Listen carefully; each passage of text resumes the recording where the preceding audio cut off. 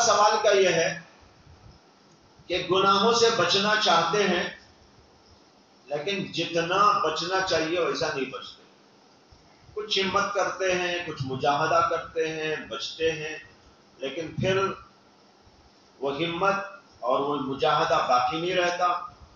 تو اب اس کا کیا طریقہ ہے کہ آدمی کے اندر ہمت اور مجاہدے کی جو ہے طاقت پیدا ہو جائے اور وہ گناہوں سے بچنے میں کامیاب ہو جائے.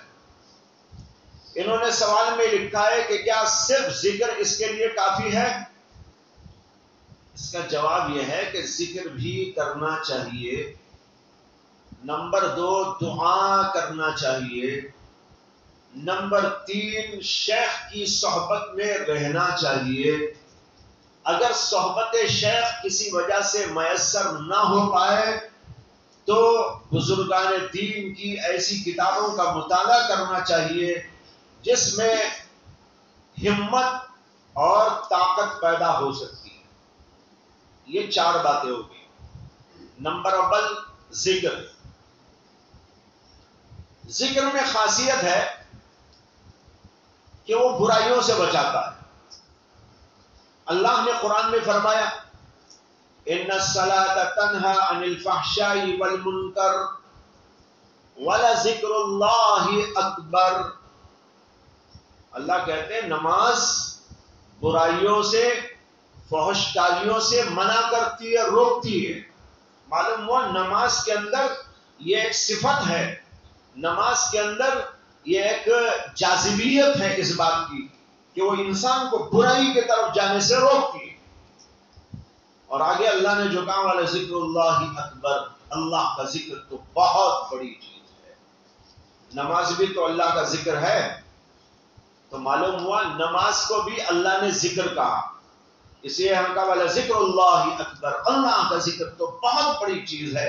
اس لیے وہ طاقت رکھتا ہے گناہوں سے بچانے اور گناہوں کی طرف جانے سے آدمی کو روکنے. اس سے پہلی چیز یہ بھی ہے ذکر کرے، لیکن کافی نہیں ہے. یہ ایک چیز ہے، اس کے ساتھ دوسری چیز کو ملائیے دعا. دعا کے معنی اللہ سے دعا، اے اللہ مجھے بچا لے، اے اللہ مجھے بچا لے، اے اللہ میں بچنا چاہتا ہوں. توبہ، استغفار، بار بار اللہ کی طرف رجوع، اللہ تعالیٰ سے التجائیں اور مانگنا، یہ بہت اہم، بہت ضروری ہے.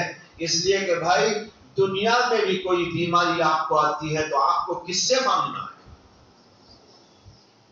ایک آدمی کو پیٹ کے درد کی بیماری، ہارٹ کی بیماری، آنکھ کی بیماری، کئی اور بیماری آئی تو وہاں بھی تو یہی کہا جاتا ہے کہ بھائی اللہ سے دعا کرو.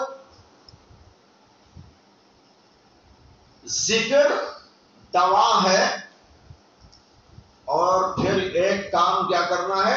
دعا کرنا ہے. دوا اور دعا.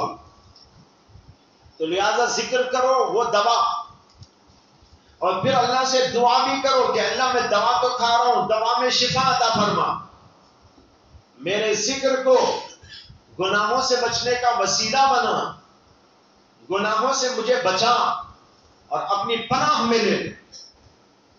لہذا کبھی بھی کوئی بھی آدمی دعا سے غفلت نہ کرے. یہ بہت اہم چیز ہے. دعا مانگنا چاہیے، رو رو کر مانگنا چاہیے، گڑ گڑا کر مانگنا چاہیے. جیسے ہم ظاہری بیماریوں کی اصلاح کے لیے اللہ سے رو رو کر گڑ گڑا کر مانگتے ہیں، تو باطنی امراض سے شفا پانے کے لیے اللہ سے کیوں نہیں مانگتے؟ اللہ سے مانگو، رو رو کر بات. یہ دوسری چیز ہوئی. اور تیسری چیز میں نے بتائی اہل ہمت کی صحبت. جب ایسے لوگوں کے ساتھ اٹھنا بیٹھنا ہوتا رہے گا، آنا جانا ہوتا رہے گا، لگے رہیں گے. بعض لوگ یہ سمجھتے ہیں کہ بھائی شیخ کے پاس جانے کا مطلب ہے 2 منٹ گئے اور بیٹھ کے اٹھ کے آ گئے.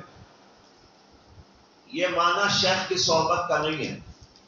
شیخ کی صحبت میں رہو، دیکھتے رہو، چلتے ہوئے، پھرتے ہوئے، آتے ہوئے، جاتے ہوئے، غصہ ہوتے ہوئے، ہنستے ہوئے، مارتے ہوئے، ڈانٹتے ہوئے، ہر چیز دیکھو.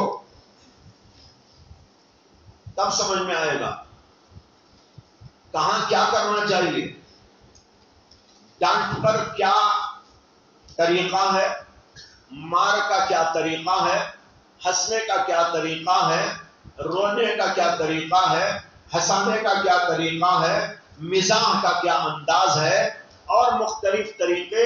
یہ صحبت میں رہ کر جب انسان دیکھتا جائے گا تو اس کی وجہ سے ادھر سے ادھر کچھ چیزیں منتقل ہوتی چلی جاتی ہیں.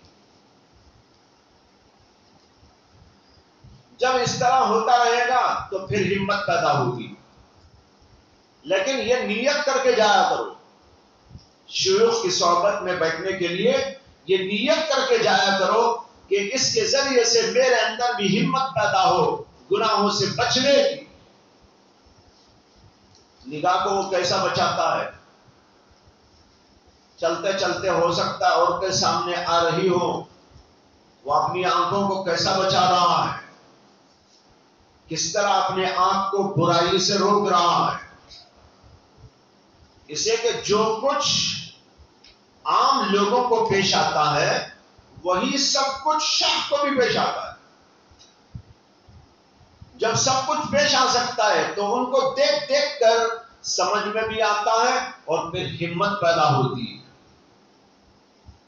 اور اس پہ پھر اور ایک بات یہ ہے کہ روحانیت کے اعتبار سے بھی قوت ملتی ہے. یہ 2-3 باتیں ہو گئی. اور میں نے آخری بات یہ کہی کہ اگر کسی کو صحبت شیخ میسر نہ آ سکے تو اس کا بدل ہے اہل اللہ کی کتابوں کا پڑھنا، ان بزرگوں کے واقعات اور ان کے حالات، اس کا بار بار مطالعہ، قرآن کا بھی مطالعہ کرو، حدیث کا بھی مطالعہ کرو، ایسے بزرگوں کی کتابوں کا مطالعہ کرو، واقعات کا مطالعہ کرو.